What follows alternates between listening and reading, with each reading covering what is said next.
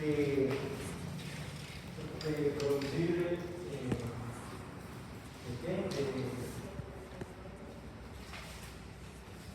de decir qué es lo que estamos viendo por el área 17.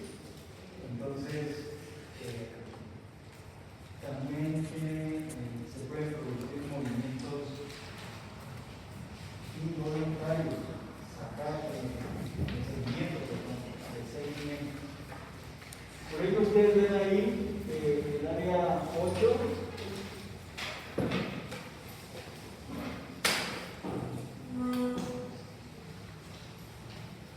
El área 8, miren, el área 18 y 19. Este sería el área 4, la vía piramidal. Entonces se cruza entre el bulbo y la médula espinal. Ese es la voluntad. Cuando nosotros queremos movernos a voluntad, pues utilizamos la vía piramidal. Pero observemos que la vía piramidal no está relacionada con los movimientos voluntarios de los ojos. Entonces, a ver por favor, cuando nosotros hablamos de vía consciente, recordamos el tracto piramidal, pero aquí no, en los movimientos oculares, no hablamos de vía consciente. Perdón, no hablamos del tracto piramidal. Vamos a ver una vía que se ha propuesto que sería el equivalente al tracto piramidal, ¿cierto? Específicamente el as geniculado, específicamente del tracto piramidal, que es el que se acuerdan para los muchos motores de los pares craneales. Y el tercer y cuarto, sexto par, pues lógicamente son del tallo cerebral.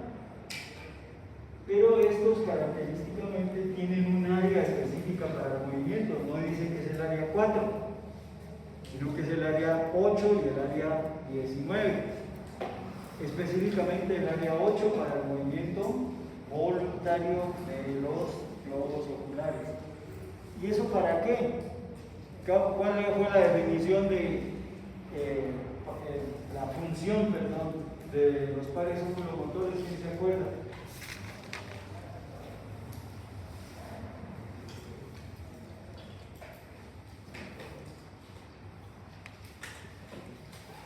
¿Quién se acuerda?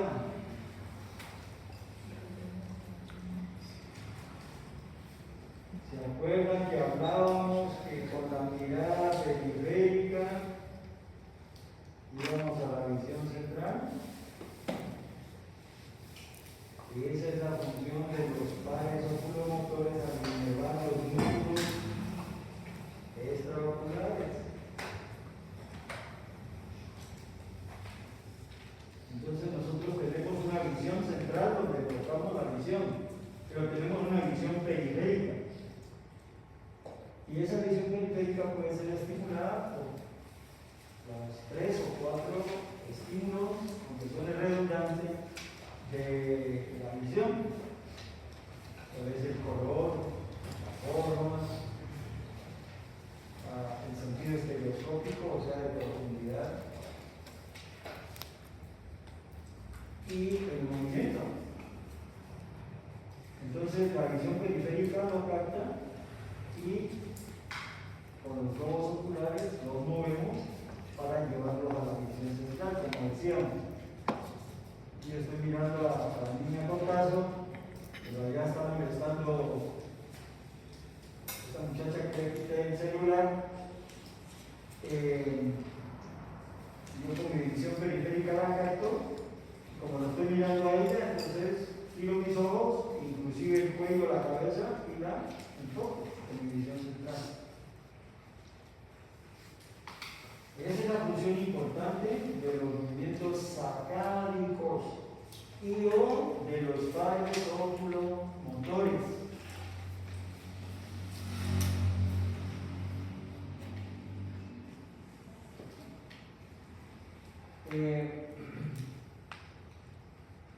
Entonces, ¿qué es lo que se ha planteado como guía consciente de la reflejo sacaria, de la mirada voluntaria? Y a eso le he dado el nombre de movimientos sacáricos. Como para recordar esas arañas que están ahí. ¿Y qué es lo que hay aquí? Pues observe el núcleo del sexto par craneal, cuyos axones van a mover el recto lateral. Pero también por el fascículo longitudinal medial va al recto medial de las columnas somáticas del tercer par, tercero, cuarto y sexto par. El núcleo del cuarto par miren que es cruzado y va al oblicuo mayor, o sea, donde los globos oculares se van cuando se contrae este músculo. Y del tercer par no olvidemos que el recto superior es el que va al lado contrario.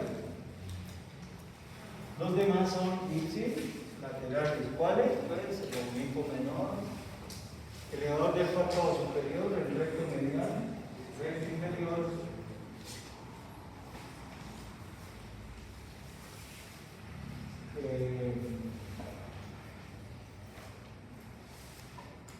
y también con la musculatura intrínseca, el esfínter de la pupila y el músculo ciliar.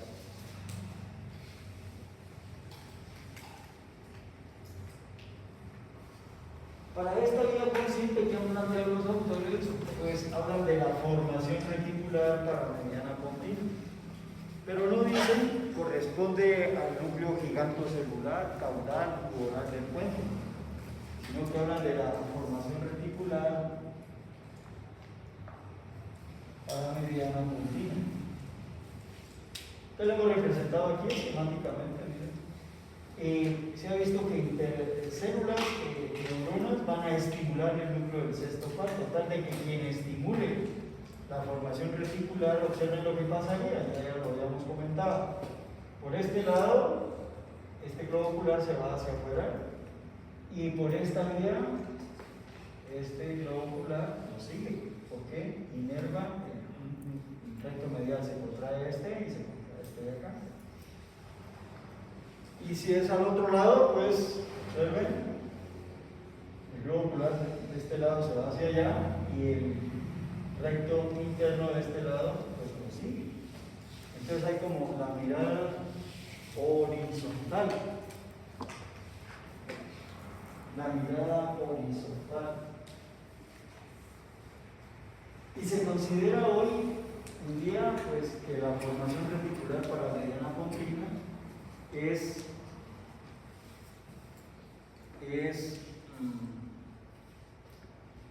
el centro de la mirada horizontal,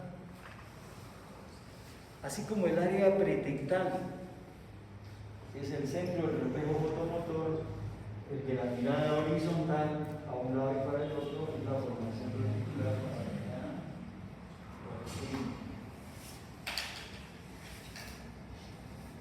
No sé si tienen alguna pregunta hasta ahí.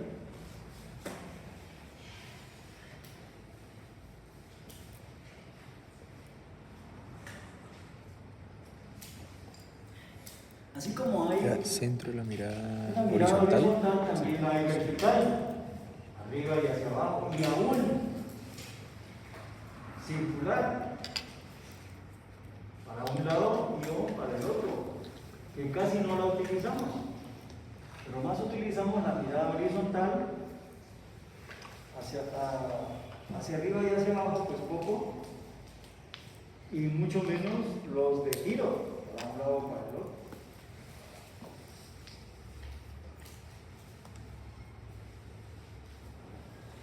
Para la mirada vertical hacia arriba y o hacia abajo, decíamos que si la mirada se va hacia arriba, se contrae el menor, el oblicuo menor y el recto superior acompañado del elevador del párpado superior. Y si la mirada se iba hacia abajo, se contraía el recto interno y el oblicuo mayor. Pero esos músculos tienen sus representantes en los núcleos. o sea, de dónde vienen. Y así como la formación reticular para mediana continua actúa sobre los músculos relacionados con la mirada horizontal, el recto lateral y el recto medial de uno u otro ojo, pues así también se ha detectado esta núcleo.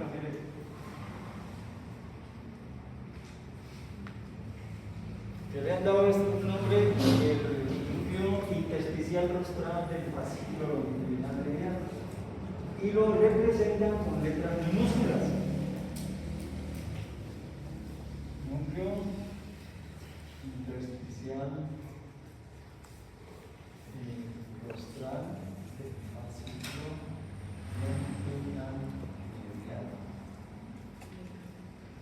Y se considera ese el centro de la mirada vertical. La formación reticular para mediana continua es de la mirada horizontal y el núcleo intersticial rostral del fascículo longitudinal mediano lo es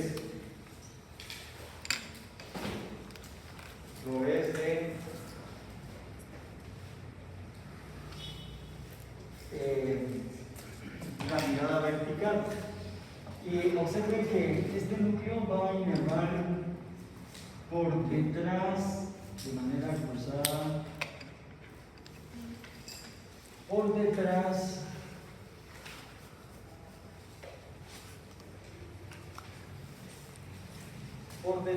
de la distancia que le puede a nivel de la comisura posterior, va a pasar esas fibras y van a inervar los núcleos que están relacionados con el lateral. Y entonces esas fibras se van a dirigir pues ante el ornico menor pero entonces tenemos que acordarnos de este equilibrio.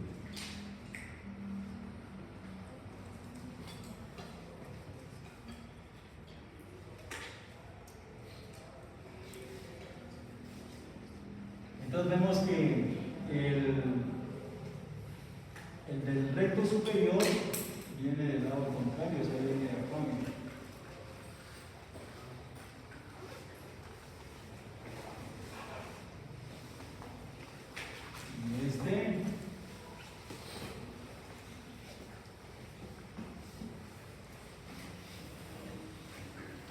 Y también del oblicuo menor. Y el del oblicuo menor es donde se encuentra aquí. Quiere decir si lateral.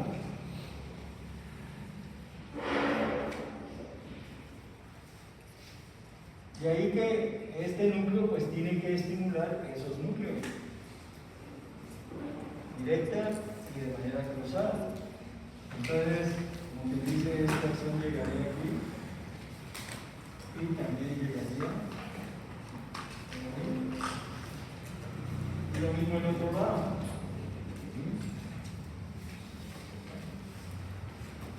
Por ello, la estimulación de ese núcleo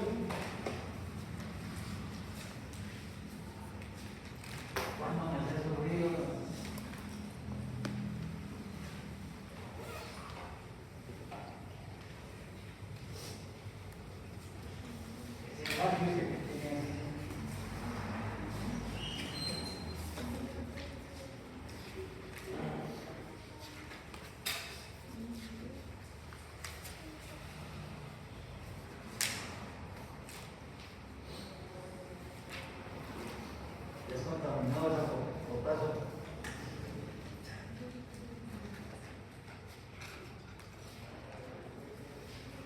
¿Hasta ahí es claro, por favor?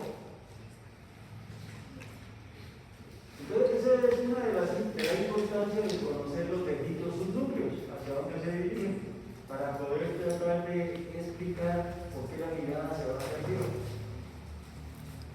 Porque se estimula ese núcleo intersticial rostral del fascículo longitudinal medial y ese inerva los subnúcleos relacionados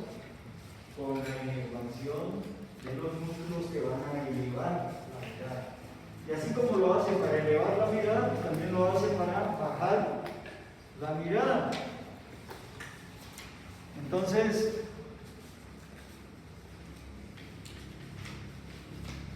pero eso lo va a hacer, ¿qué músculo sería? Entonces el oblicuo menor, el oblicuo mayor y el recto inferior. Y el recto inferior, ¿dónde se localiza? Miren, ese es ipsilateral aquí.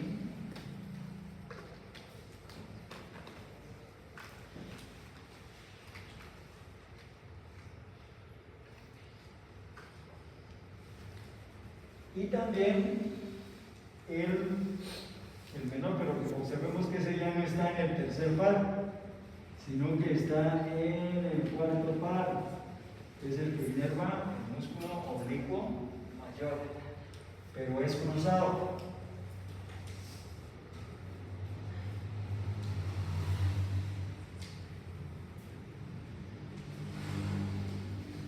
Entonces, este núcleo tiene que ponerse en contacto con esos grupos musculares, esos núcleos que van a inervar esos músculos.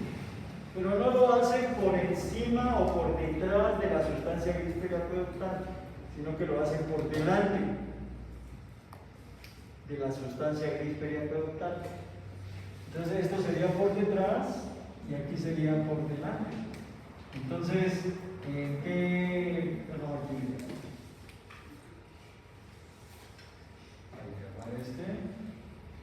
Y tiene que bajar por el fascículo longitudinal mediano para darle inervación al cuarto par. Y lo mismo.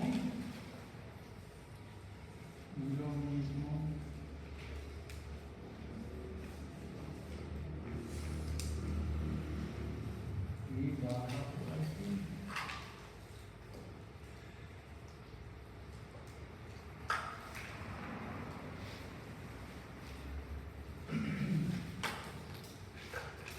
¿Por qué han hecho esa diferencia? Que uno tiene que ser por detrás y otro por delante. Porque si se acuerdan el síndrome de Parino, ¿qué manifestaciones es que da?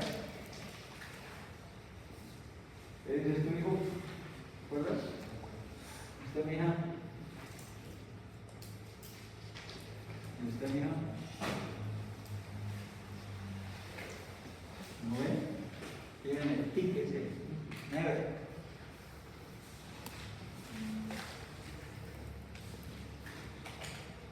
Que es producido, por ejemplo, por una lesión de la comisura posterior. Y se hablaba del tumor de la glándula pineal, por ejemplo. Estaba de tamaño y comprimía la comisura blanca posterior. Y por ahí pasan esas benditas fibras. ¿Cuáles benditas fibras? Pues estas, que hacen que los globos oculares se eleven. Entonces quedan los que se van hacia abajo. Entonces el paciente queda mirando hacia abajo y no puede voltear a ver hacia arriba. Entonces por eso es que los autores hablan de que esas fibras que van a elevar los globos oculares se encuentran por detrás de la sustancia periaqueductal a nivel de la comisura blanca posterior. Y nosotros por la parte ventral. Entonces, digamos, entre comillas,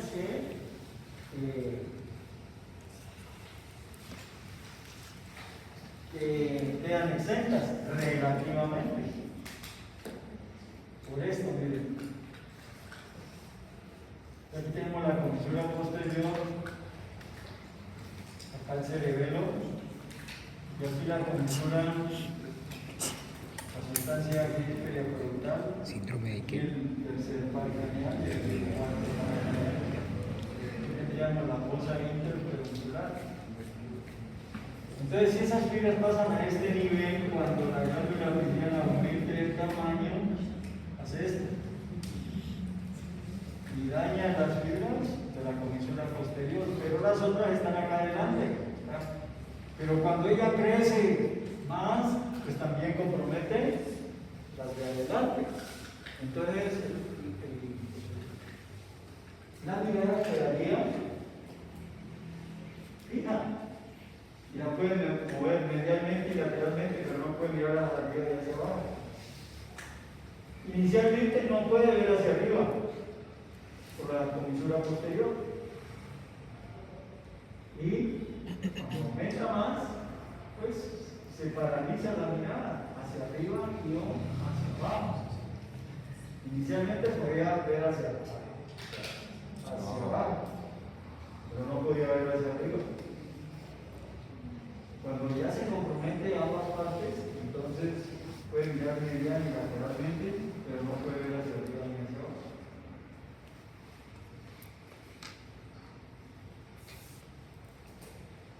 Por ello, pues echan gran entono en decir que el núcleo intersticial rostral del fascículo longitudinal medial es el centro de la mirada vertical.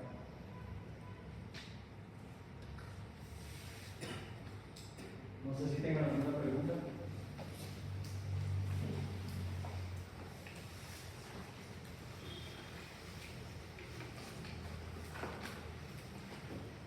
Bueno, pero estamos con el cuento de la consciente y dijimos que ahí no entraba el tracto piramidal. Entonces los autores han propuesto una vía voluntaria con base al conocimiento de que cuando estimulaban el campo ocular frontal, la mirada se desviaba hacia el lado contrario. Y que los dos están en un equilibrio tónico. Si el uno se daña, el otro predomina y se lleva la mirada hacia el lado sano.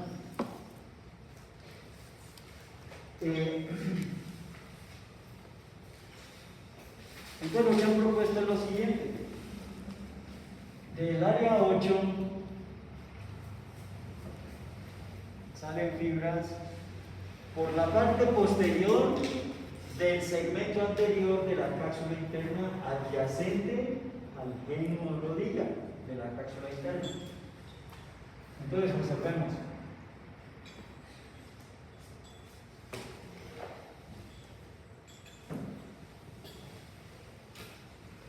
Y entre el núcleo del tercero y del cuarto par, estas fibras se decusan y se dirigen a la formación reticular paramediana continua. Y lo mismo hacen del otro lado.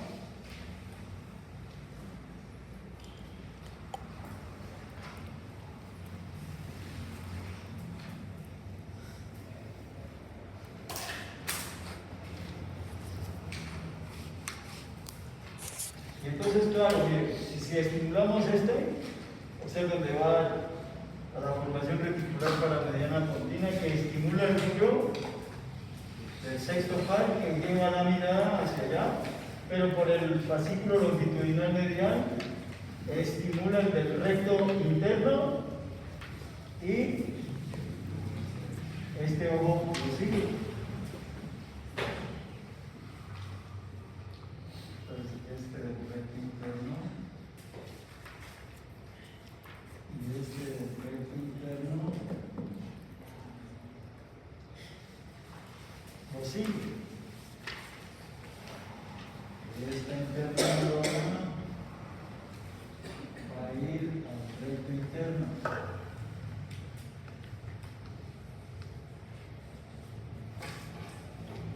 Entonces, por eso explicaron, desde el punto de vista neuroanatómico, que cuando se estimula un campo ocular frontal, la mirada se va a desviar hacia el lado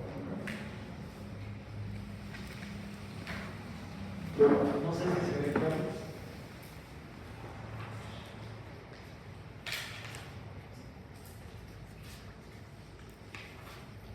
Y entonces, si se daña esta vía, esta por ejemplo, entonces predomina la del labio acá y la mirada se va hacia acá, hacia el lado de la lesión.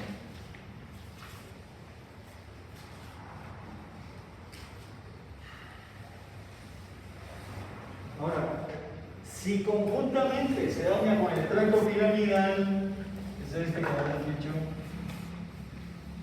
entonces sería un paciente así, miren.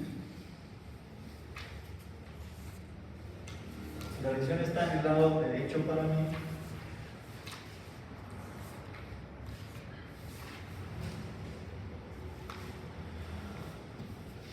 entonces observemos qué es lo que se va a dañar. El tracto piramidal, la lesión está acá.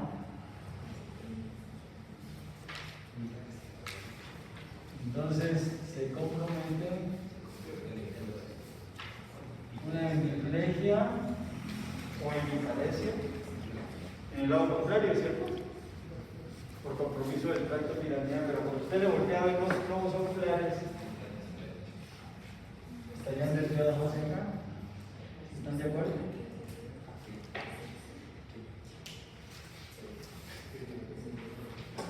Porque ese daño la que lo llevaba hacia el lado contrario.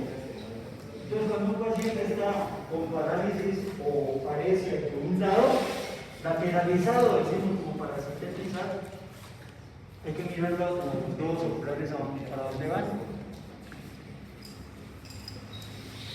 Porque es que eso me dice a mí que la lesión está en el cerebro y no en el tallo cerebral. Porque observe, si la lesión está en el tallo cerebral y es el cerebro, entonces se daña aquí, miren.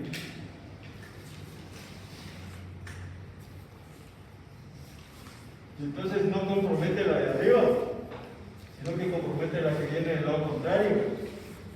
Entonces este mismo paciente, pero con los ojos hacia acá. No sé si estén de acuerdo. Entonces eso me dice a mí que la lesión es supratentorial y o infratentorial, y eso apunta al tallo cerebral. Por eso la mirada conjugada es muy importante verla en un paciente que está lateralizado. Porque eso me dice la lesión en dónde está, si en él es supratentorial en el cerebro y o infratentorial en el tallo cerebral.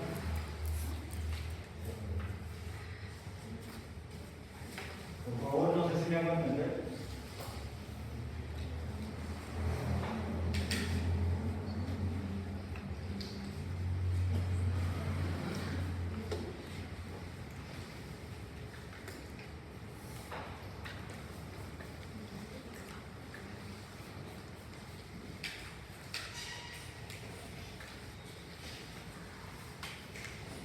Entonces esa araña a última hora, a última hora, pues no es que sea tanta la cosa. Pero si usted sabe, cada subnúcleo a dónde se dirige.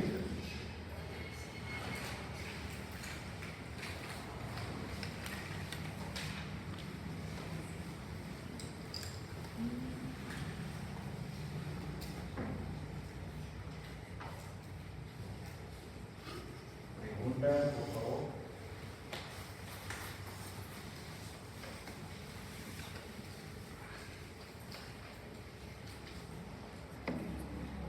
No olviden la dirección de la mirada. Un paciente que está lateralizado.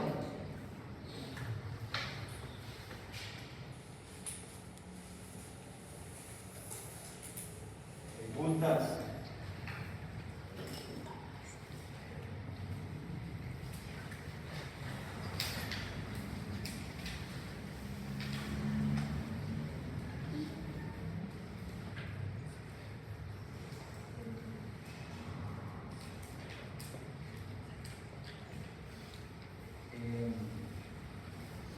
Yo les había comentado tal vez de que mi esposa trabaja en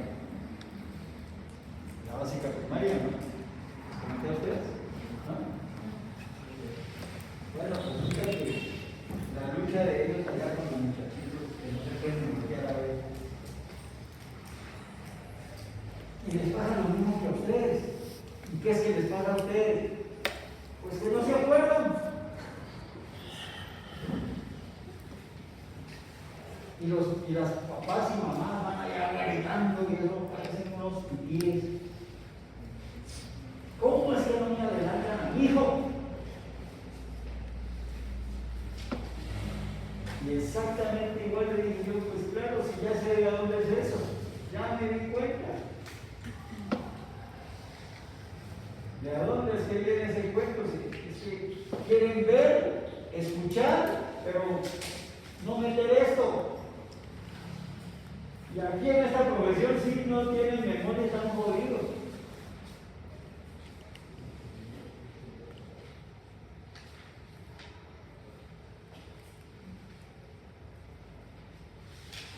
Ahora, si no la entrenaron desde jovencitos, esta hora ya que tanto que nace torcido, ya nadie le endereza hasta la canción, los que